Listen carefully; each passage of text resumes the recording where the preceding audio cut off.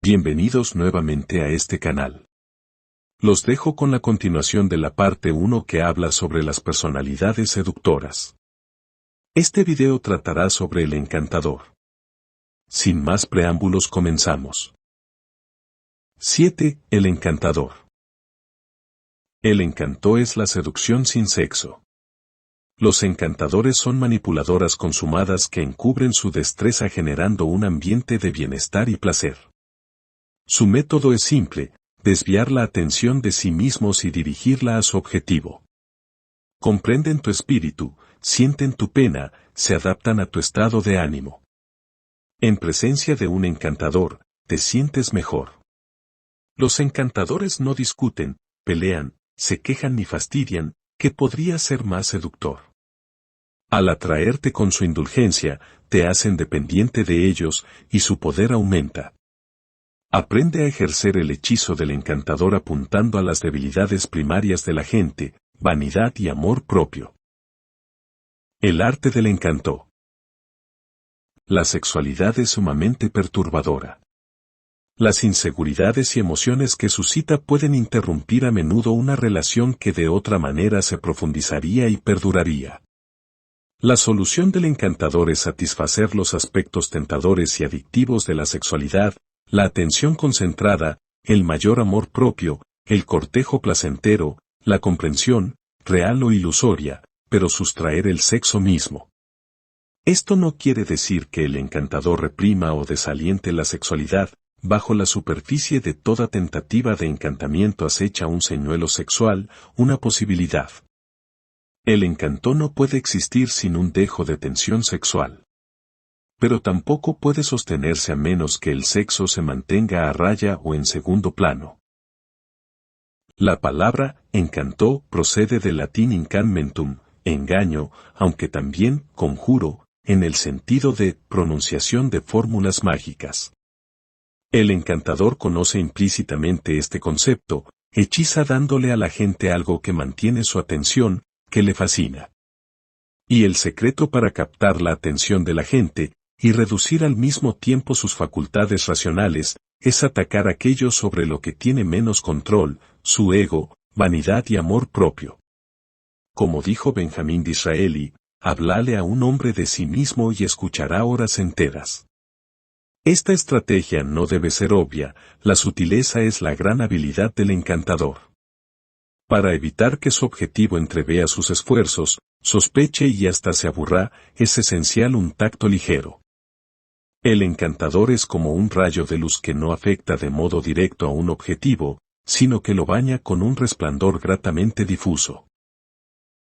El encantamiento puede aplicarse a un grupo tanto como a un individuo, un líder puede encantar a la gente. La dinámica es similar. Las siguientes son las leyes del encanto, entresacadas de los casos de los encantadores más exitosos de la historia. Haz de tu objetivo el centro de mención. Los encantadores se pierden en segundo plano, sus objetivos son su tema de interés. Para ser un encantador, debes aprender a escuchar y observar. Deja hablar a tus objetivos, y con ello quedarán al descubierto. Al conocerlos mejor, sus fortalezas y sobre todo sus debilidades, podrás individualizar tu atención, apelar a sus deseos y necesidades específicos y ajustar tus halagos a sus inseguridades. Adaptándote a su espíritu y empatizando con sus congojas, los harás sentir mayores y mejores, y confirmarás su autoestima. Hazlos la estrella del espectáculo y cobrarán adicción y dependencia de ti. En un plano masivo, ten gestos de sacrificio, por falsos que sean, para mostrar a la gente que comparte su dolor y trabajas en su interés, puesto que el interés propio es la forma pública del egoísmo. Sé una fuente de placer. Nadie quiere enterarse de tus problemas y dificultades. Escucha las quejas de tus objetivos, pero sobre todo distráelos de sus problemas dándoles placer. Haz esto con la frecuencia suficiente y caerán bajo tu hechizo. Ser alegre y divertido siempre es más encantador que ser serio y censurador. De igual forma, una presencia enérgica es más cautivante que la letargía, la cual insinúa aburrimiento, un enorme tabú social, y la elegancia y el estilo se impondrán usualmente sobre la vulgaridad, pues a la mayoría de la gente le gusta asociarse con lo que considera elevado y culto. En política, brinda ilusión y mito más que realidad. En vez de pedir a los demás que se sacrifiquen por el bien común, habla de solemnes temas morales. Un llamamiento que haga sentir bien a la gente se traducirá en votos y poder. Convierte el antagonismo en armonía. La corte es un caldero de rencor y envidia, en el que la amargura de un solo caso perturbador puede tornarse pronto conspiración. El encantador sabe cómo resolver un conflicto. Jamás provoques antagonismos que resulten inmunes a tu encanto. Frente a los agresivos, retírate, déjalos conseguir sus pequeñas victorias. Cesión e indulgencia harán que, a fuerza de encanto, todo posible enemigo deponga su ira. Nunca critiques abiertamente a la gente, esto la hará sentirse insegura y se resistirá al cambio. Siembra ideas, insinúa sugerencias. Encantada por tus habilidades diplomáticas, la gente no notará tu creciente poder. Induce a tus víctimas al sosiego y la comodidad. El encanto es como el truco del hipnotista con el reloj oscilante, entre más se relaje el objetivo, más fácil te será inclinarlo a tu voluntad. La clave para hacer que tus víctimas se sientan cómodas es ser su reflejo, adaptarse a sus estados de ánimo. Las personas son narcisistas, se sienten atraídas por quienes se parecen más a ellas. Da la impresión de que comparte sus valores y gustos, de que comprende su espíritu, y caerán bajo tu hechizo. Esto da excelentes resultados si eres de fuera, demostrar que compartes los valores de tu grupo o país de adopción, que has aprendido su idioma, que prefieres sus costumbres, etc., es sumamente encantador, ya que esa preferencia es para ti una decisión, no un asunto de nacimiento. Jamás hostigues ni seas demasiado persistente, estas irritantes cualidades destruirán la relajación que necesitas para hechizar. Muestra serenidad y dominio de ti mismo ante la adversidad. La adversidad y los reveses brindan en realidad las condiciones perfectas para el encantamiento. Exhibir un aspecto tranquilo y sereno frente a lo desagradable relaja a los demás. Te hace parecer paciente, como a la espera de que el destino te ofrezca una carta mejor, o seguro de que puedes cautivar a la suerte misma. Nunca muestres enojo, mal humor o deseo de venganza, todas ellas perjudiciales emociones que pondrán a la gente a la defensiva. En la política de grupos grandes, da la bienvenida a la adversidad como una oportunidad para exhibir las encantadoras cualidades de la magnanimidad y el aplomo. Que otros se pongan nerviosas y se disgusten, el contraste redundará en tu favor. Nunca te lamentes, nunca te quejes, nunca intentes justificarte. Vuélvete útil. Si la ejerces con sutileza, tu capacidad para mejorar la vida de los demás será endiabladamente seductora. Tus habilidades sociales resultarán importantes en este caso. Crear una amplia red de aliados te dará la fuerza necesaria para vincular a las personas entre sí, lo que les hará sentir que conocerte les facilita la existencia. Esto es algo que nadie puede resistir. La continuidad es la clave, muchas personas se encantarán prometiendo grandes cosas, un mejor trabajo, un nuevo contacto, un gran favor, pero si no las cumplen, se halan de enemigos en vez de amigos. Cualquiera puede prometer algo, lo que te distingue, y te vuelve encantador, es tu capacidad para cumplir, para honrar tu promesa con una acción firme. A la inversa, si alguien te hace un favor, manifiesta tu gratitud en forma concreta. En un mundo de humo y alarde, la acción real y la verdadera utilidad son quizá el máximo encanto. Ejemplos de encantadores.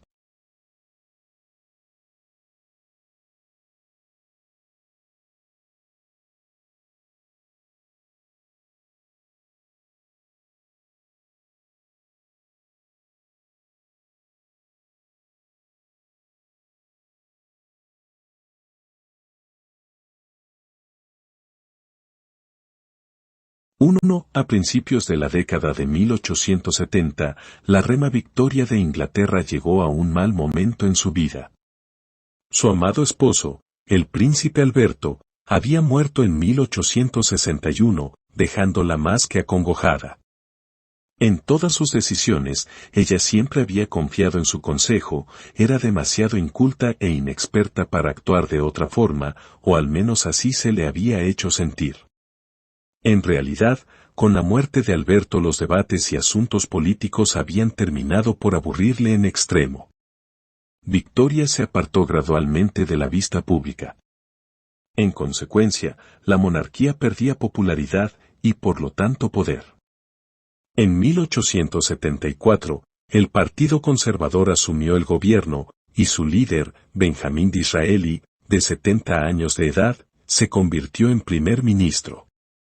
El protocolo de toma de posesión de su cargo le exigía presentarse en el palacio para sostener una reunión privada con la reina, entonces de 55 años. No habría sido posible imaginar dos colegas más disparejos. Disraeli, judío de nacimiento, era de piel morena y rasgos exóticos para los estándares ingleses. De joven había sido un dandy, su atuendo había rayado en lo extravagante y él había escrito novelas populares de estilo romántico y aún gótico. La reina, por su parte, era adusta y obstinada, de actitud formal y gusto simple. Para complacerla, se aconsejó a Disraeli moderar su natural elegancia, pero él no hizo caso a lo que todos le dijeron, y apareció ante ella como un príncipe galante, se postró sobre una rodilla, tomó su mano, se la besó y dijo, empeño mi palabra a la más bondadosa de las señoras. Prometió que, en adelante, su labor consistiría en hacer realidad los sueños de Victoria. Elogió tan exageradamente sus cualidades que ella se sonrojó, pero, por increíble que parezca, la reina no lo juzgó cómico ni ofensivo, sino que salió sonriendo de la entrevista. Quizá debía dar una oportunidad a ese hombre tan extraño, pensó, y esperó a ver qué haría después. Victoria empezó a recibir pronto informes de Disraeli sobre debates parlamentarios, asuntos políticos, etc., completamente distintos a los escritos por otros primeros ministros. Dirigiéndose a ella como reina benefactora, y dando a los diversos enemigos de la monarquía todo tipo de infames nombres en clave, llenaba sus notas de chismes. En un mensaje sobre un nuevo miembro del gabinete, escribió, tiene más de 1,90 de estatura, como los de San Pedro en Roma, nadie repara al principio en sus dimensiones. Pero posee la sagacidad del elefante tanto como su figura.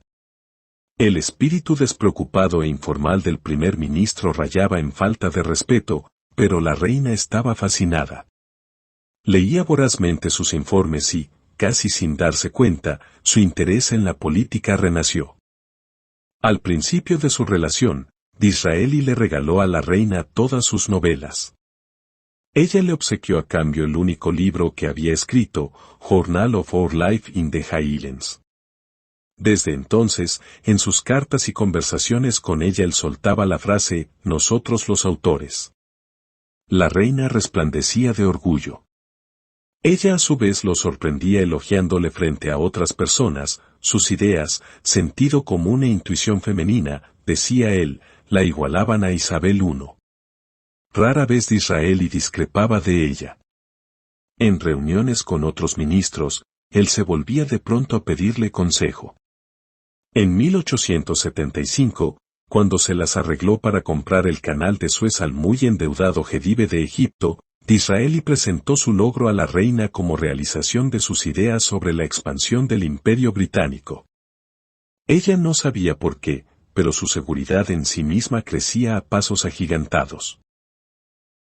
En una ocasión, Victoria mandó flores a su primer ministro. Él correspondió el favor tiempo después, y le envió prímulas, una flor tan común que otras destinatarias habrían podido ofenderse, pero el ramo iba acompañado por esta nota, de todas las flores, la que conserva más tiempo su belleza es la dulce prímula. Disraeli envolvía poco a poco a Victoria en una atmósfera de fantasía, en la que todo era metáfora, y la sencillez de esa flor simbolizaba por supuesto a la reina, y también la relación entre ambos líderes. Victoria mordió el anzuelo, las prímulas eran pronto sus flores favoritas. De hecho, todo lo que Disraeli hacía merecía ya su aprobación. Ella le permitía tomar asiento en su presencia, privilegio inaudito. Uno y otro empezaron a cambiar tarjetas de San Valentín cada febrero. La reina preguntaba a la gente qué había dicho Disraeli en una fiesta, cuando él prestó demasiada atención a la emperatriz Augusta de Alemania, ella se puso celosa. Los miembros de la corte se preguntaban qué había sido de la formal y obstinada mujer que ellos conocían. La reina actuaba como una niña encaprichada. En 1876, Disraeli promovió en el Parlamento un proyecto de ley para declarar a Victoria reina emperatriz.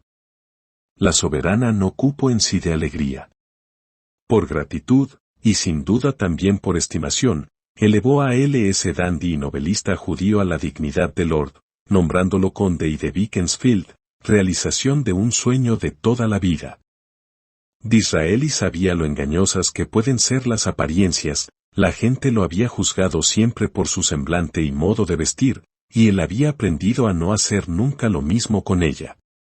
Así, no se dejó en él ganar por el aspecto adusto y grave de la reina Victoria.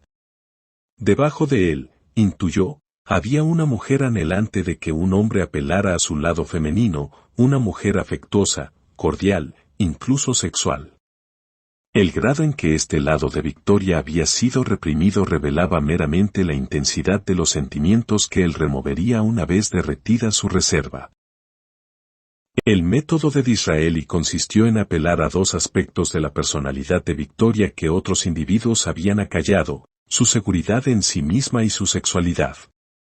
Él era un maestro para halagar el ego de una persona. Como comentó una princesa inglesa, cuando salí del comedor tras haberme sentado junto a Mr. Gladstone, pensé que él era el hombre más listo de Inglaterra. Pero luego de haberme sentado junto a Mr. Disraeli, pensé que yo era la mujer más lista de Inglaterra. Disraeli obraba su magia con un toque delicado, que insinuaba una atmósfera divertida y relajada, en particular en relación con la política. Una vez que la reina bajó la guardia, él volvió ese estado anímico un poco más cálido, un poco más sugestivo, sutilmente sexual, aunque desde luego sin un flirteo declarado. Disraeli hizo sentir a Victoria deseable como mujer y talentosa como monarca. ¿Cómo podía ella resistirse? ¿Cómo podía negarle algo? Nuestra personalidad suele estar moldeada por la forma como nos tratan. Si nuestros padres o cónyuges son defensivos o discutidores con nosotros, tenderemos a reaccionar de la misma manera. Nunca confundas los rasgos externos de la gente con la realidad, porque el carácter que ella muestra en la superficie podría ser un mero reflejo de las personas con las que ha estado más en contacto, o una fachada que encubre lo contrario.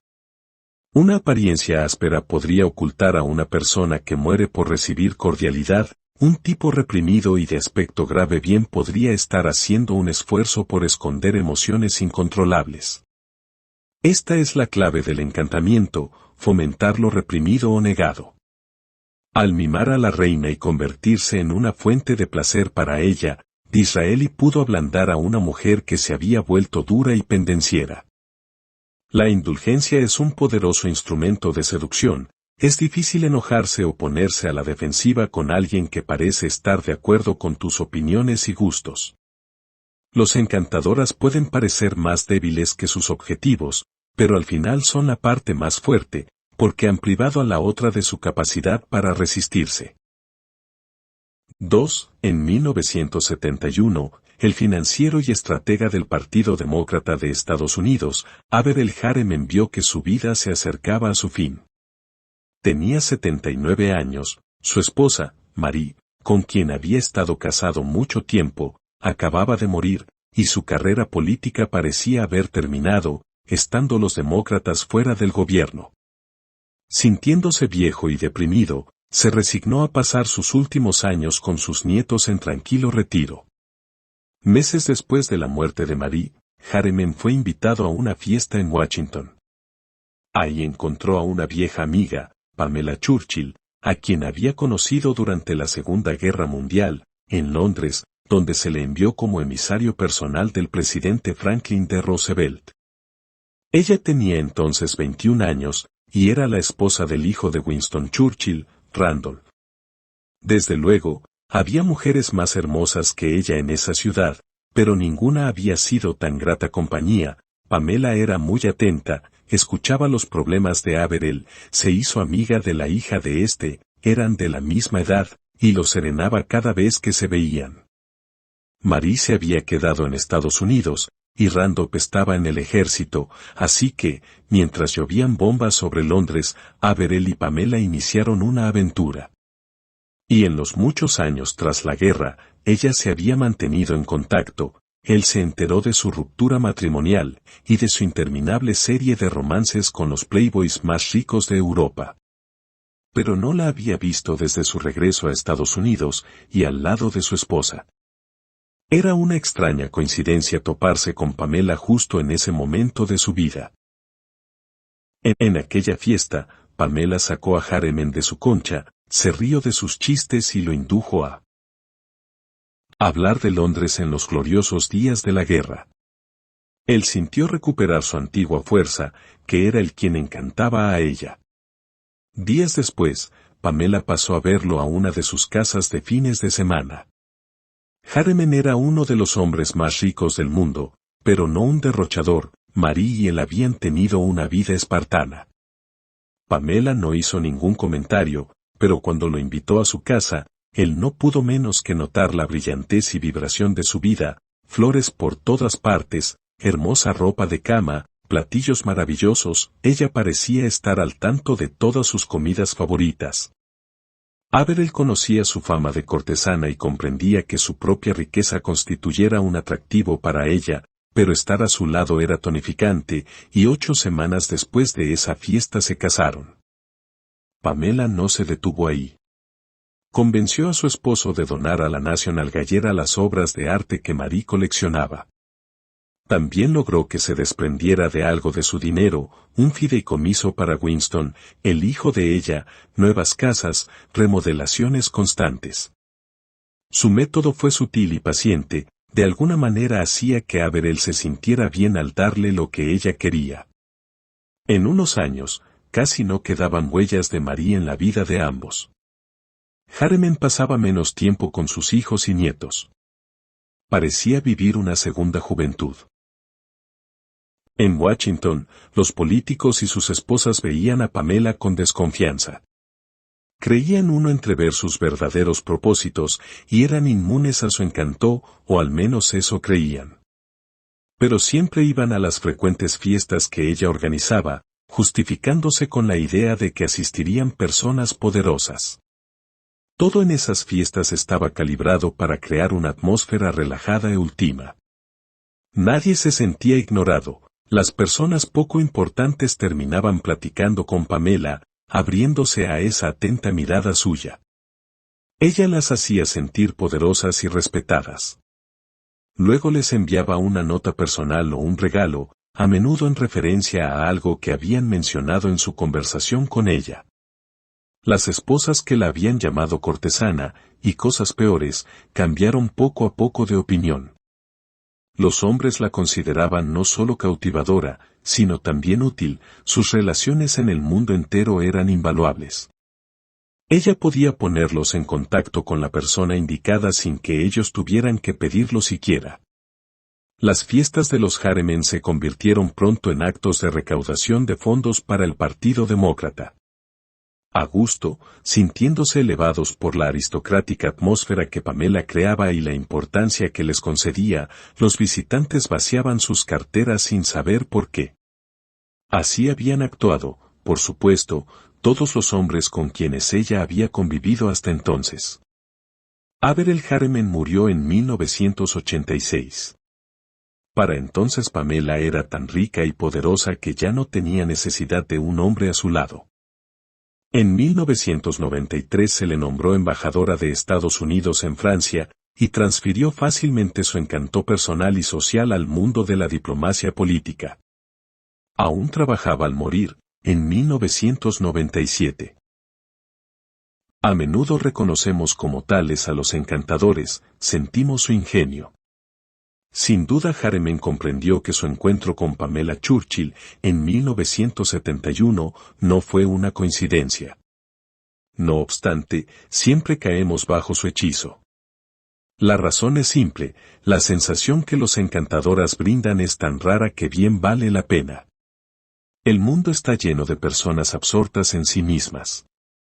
En su presencia, sabemos que todo en nuestra relación con ellas gira a su alrededor, sus inseguridades, necesidades, anhelo de atención. Esto refuerza nuestras tendencias egocéntricas, nos cenamos para protegernos. Este es un síndrome que no hace sino volvernos más indefensos ante los encantadores. Primero, ellos no hablan mucho de sí mismos, lo que aumenta su misterio y oculta sus limitaciones. Segundo, parecen interesarse en nosotros, y su interés es tan delicioso e intenso que nos relajamos y abrimos a ellos. Por último, los encantadores son una compañía grata. No tienen ninguno de los defectos de la mayoría de la gente, no son rezongones, ni quejumbrosos. Parecen saber qué es lo que complace. La suya es una calidez difusa, unión sin sexo. Podría pensarse que una geisa es sexual tanto como encantadora, pero su poder no reside en los favores sexuales que presta, sino en su rara y modesta atención.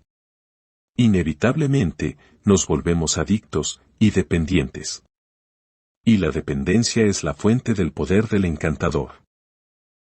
Las personas dotadas de belleza física y que explotan esa belleza para generar una presencia sexualmente intensa, tienen a la larga poco poder, la flor de la juventud se marchita, siempre hay alguien más joven y hermoso, y en todo caso la gente se cansa de la belleza sin gracia social. Pero jamás se cansa de sentir confirmada su autoestima. Conoce el poder que puedes ejercer haciendo que la otra persona se sienta la estrella. La clave es difuminar tu presencia sexual, crear una vaga y cautivadora sensación de excitación mediante un coqueteo generalizado, una socializada sexualidad constante, adictiva y nunca satisfecha del todo. 3. En diciembre de 1936, Chiang Kai-shek, líder de los nacionalistas chinos, fue capturado por un grupo de soldados suyos, molestos por sus medidas, en vez de combatir a los japoneses, que acababan de invadir China, proseguía en su guerra civil contra los ejércitos comunistas de Mao Zedong. Esos soldados no veían ninguna amenaza en Mao, Chiang había aniquilado casi por completo a los comunistas. De hecho, creían que debía unir fuerzas con Mao contra el enemigo común, eso era lo verdaderamente patriótico por hacer. Los soldados creyeron que, capturándolo, podían obligar a Chiang a cambiar de opinión, pero él era un hombre obstinado. Como él era el principal impedimento para una guerra unificada contra los japoneses, los soldados contemplaron la posibilidad de hacerlo ejecutar o de entregarlo a los comunistas. Mientras Chiang estuviera en prisión, no podía menos que imaginar lo peor. Días después recibió la visita de Zhou Enlai, antiguo amigo y entonces líder comunista. Cortés y respetuosamente, Zhou argumentó a favor de un frente unido, comunistas y nacionalistas contra los japoneses. Pero Chiang no quería saber nada de eso, odiaba con pasión a los comunistas y se alteró sobremanera. Firmar un acuerdo con ellos en esas circunstancias, vociferó, sería humillante, y él perdería su honor ante su ejército. Imposible. Que lo mataran si creían estar en su deber. Zhou escuchó, sonrió y apenas si dijo una palabra. Cuando Chiang terminó su perorata, le dijo que entendía su preocupación por el honor, pero que lo honorable para ellos era olvidar sus diferencias y combatir al invasor. Chiang podría conducir ambos ejércitos. Finalmente, Zhou dijo que por ninguna razón permitiría que sus compañeros comunistas, y nadie en realidad, ejecutara a un hombre tan distinguido como Chiang Kai-shek. El líder nacionalista quedó asombrado y conmovido.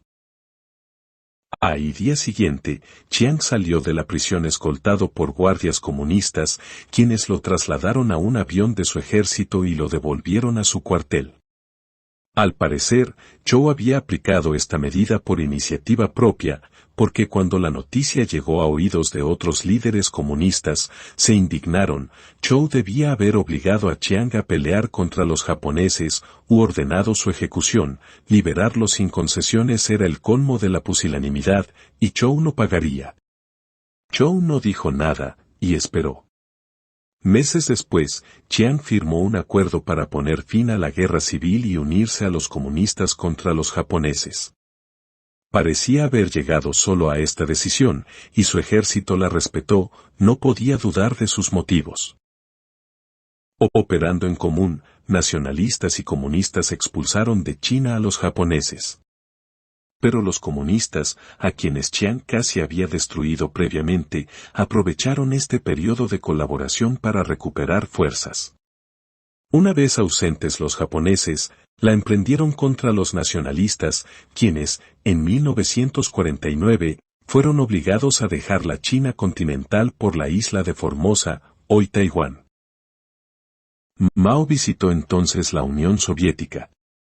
China estaba en condiciones terribles y en desesperada necesidad de asistencia, pero Stalin desconfiaba de los chinos, y sermoneó a Mao por los muchos errores que había cometido. Mao se defendió.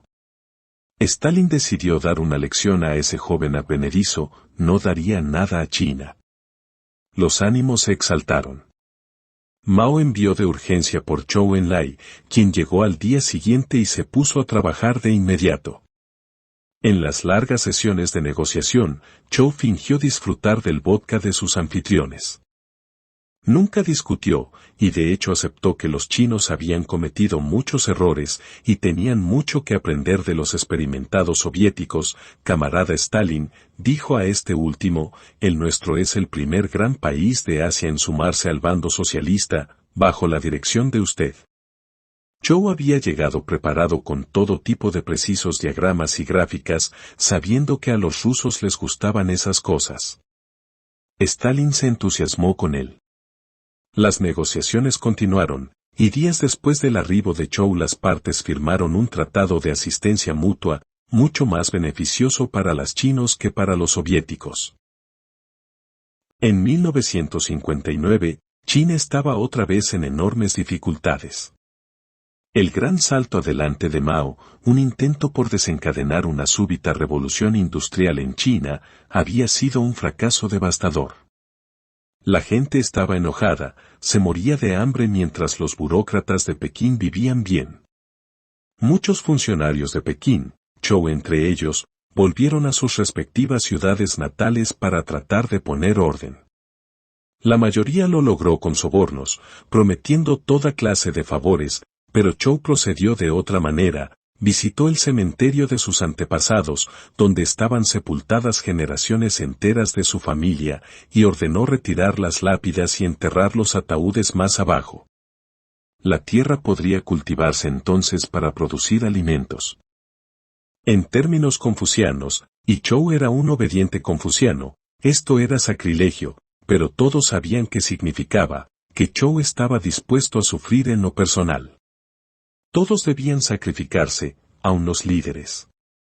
Su gesto tuvo un inmenso impacto simbólico. Cuando Zhou murió, en 1976, un desbordamiento extraoficial y desorganizado de pesar público tomó por sorpresa al gobierno.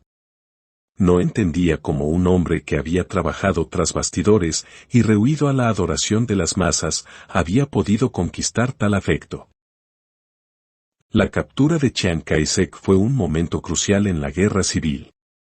Ejecutarlo habría sido desastroso. Chiang había mantenido unido al ejército nacionalista, y sin él este podía dividirse en facciones, lo que permitiría a los japoneses invadir el país. Obligarlo a firmar un acuerdo tampoco habría servido de nada, él se habría desprestigiado ante su ejército, jamás habría honrado el acuerdo y habría hecho todo lo posible por vengar su humillación. Zhou sabía que ejecutar o forzar a un cautivo no hace más que envalentonar a un enemigo, y tiene repercusiones imposibles de controlar.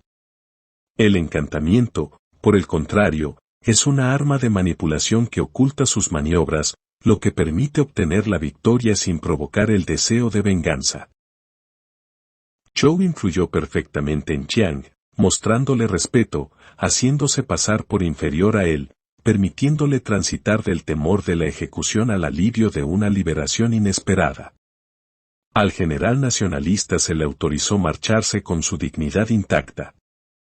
Zhou sabía que todo esto lo ablandaría, sembrando la semilla de la idea de que quizá los comunistas no eran tan malos después de todo, y de que él podía cambiar de opinión sobre ellos sin parecer débil, en particular si lo hacía en forma independiente, no estando en prisión.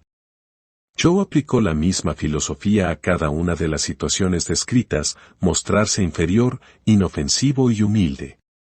Esto importará si al final obtienes lo que quieres, tiempo de recuperación de una guerra civil, un tratado, la buena voluntad de las masas. El tiempo es tu principal anua.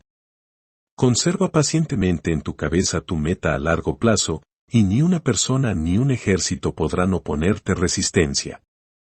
Y el encanto es la mejor manera de ganar tiempo o de ampliar tus opciones en cualquier situación. Por medio del encanto puedes seducir a tu enemigo para hacerlo retroceder, lo que te concederá el espacio psicológico que necesitas para urdir una contraestrategia efectiva. La clave es lograr que a los demás los venzan sus emociones mientras tú permaneces indiferente. Ellos podrán sentirse agradecidos, felices, conmovidos, arrogantes, lo que sea, siempre y cuando sientan.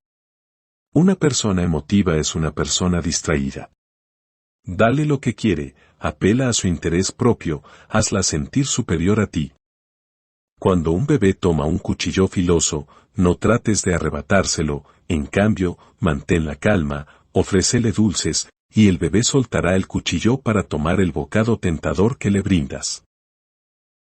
4. En 1761 murió la emperatriz Isabel de Rusia, y su sobrino ascendió al trono, bajo el nombre de Pedro III. Pedro había sido siempre un niño en el fondo, jugaba con soldados de juguete mucho después de la edad apropiada para ello, y entonces, como zar, podría hacer finalmente lo que se le antojara, y que el mundo rabiase. Así, firmó con Federico el Grande un tratado muy favorable para el soberano extranjero. Pedro adoraba a Federico, y en particular la disciplina con que marchaban sus soldados prusianos. Esta fue una debacle en los hechos, pero en asuntos relativos a la emoción y la etiqueta, Pedro fue más injurioso todavía, se negó a guardar luto con propiedad por su tía la emperatriz, y reanudó sus juegos de guerra y sus fiestas pocos días después del funeral. ¡Qué contraste con su esposa, Catalina! Ella se mostró respetuosa durante el sepelio, aún vestía de negro meses después y a toda hora se le veía junto a la tumba de Isabel, rezando y llorando. No era rusa siquiera, sino una princesa alemana que había llegado al este para casarse con Pedro, en 1745, sin saber una sola palabra de la lengua nacional. Aun el más rústico campesino sabía que Catalina se había convertido a la Iglesia Ortodoxa rusa, y que había aprendido a hablar ruso con increíble rapidez y soltura.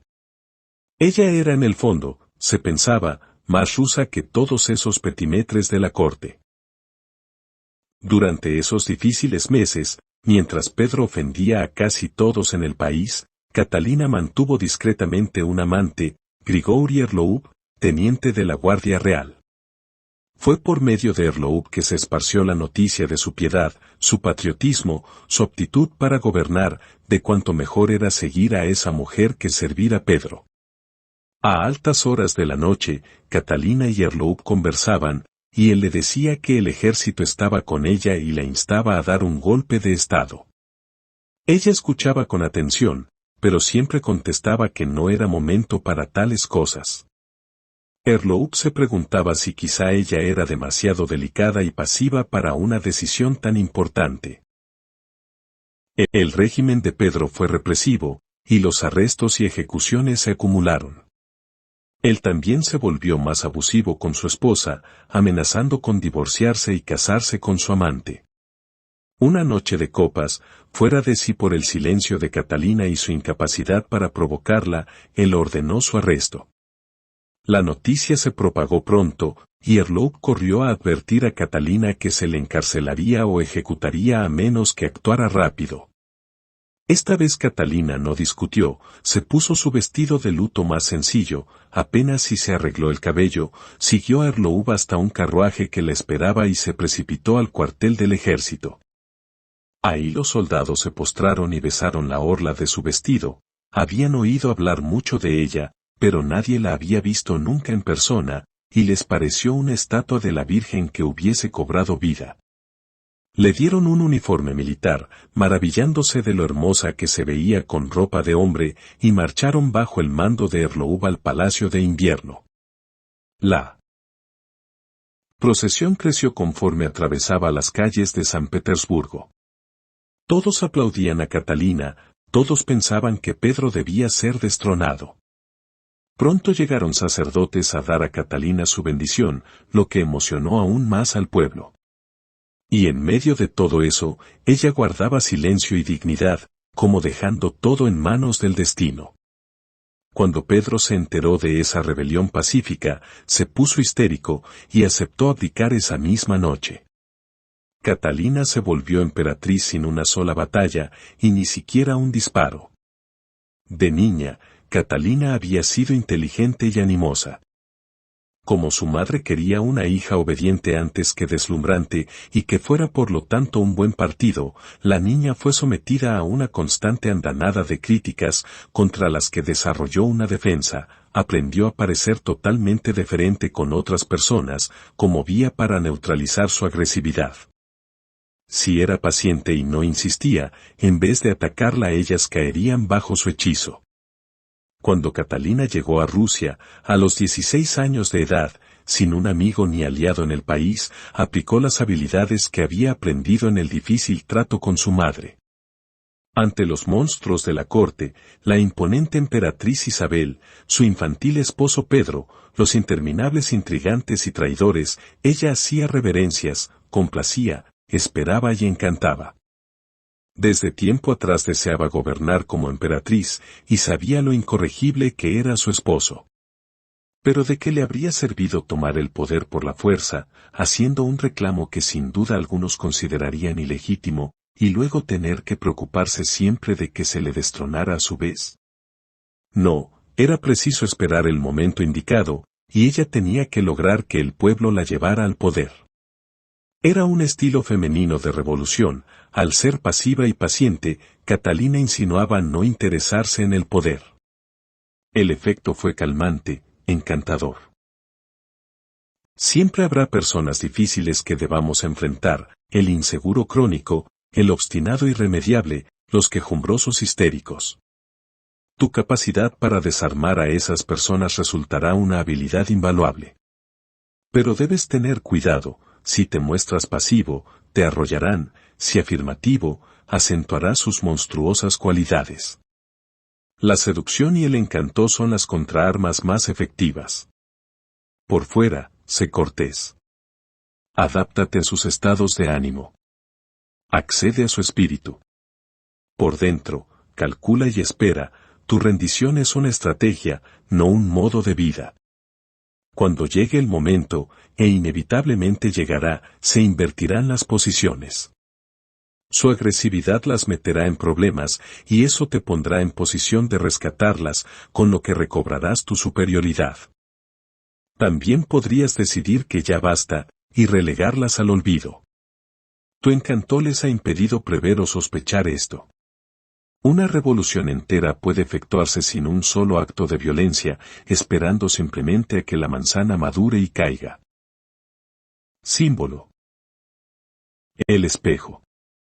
Tu espíritu sostiene un espejo ante los demás. Cuando te ven, se ven, sus valores, gustos, aun defectos. Su eterno amor por su imagen es cómodo e hipnótico, foméntalo.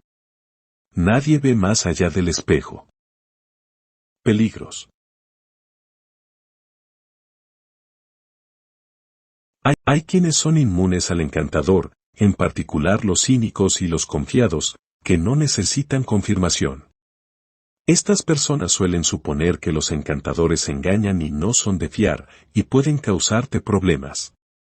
La solución es hacer lo que hace por naturaleza la mayoría de los encantadores, amistar y cautivar a tantas personas como sea posible. Asegura numéricamente tu poder y no tendrás que preocuparte por los pocos que no puedas seducir.